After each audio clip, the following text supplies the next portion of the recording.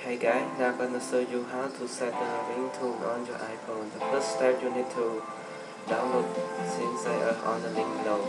After you download and install it, you see it on your desktop and click on the synthesizer.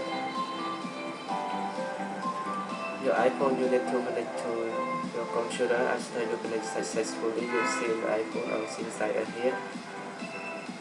Go to the tooltip. Go to ringtone maker and choose the ringtone what you want to set here and click open. You just make it for 30 seconds is enough and suitable for your ringtone. And save import. It is saving to your iPhone. After you save successfully, you go to setting here and then go to sound here.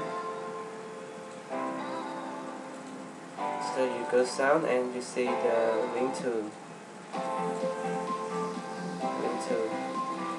and then you see the ringtone that you exported here, and you can set it well. Okay, thank you for viewing my video. Have subscribed the link below. Thank you.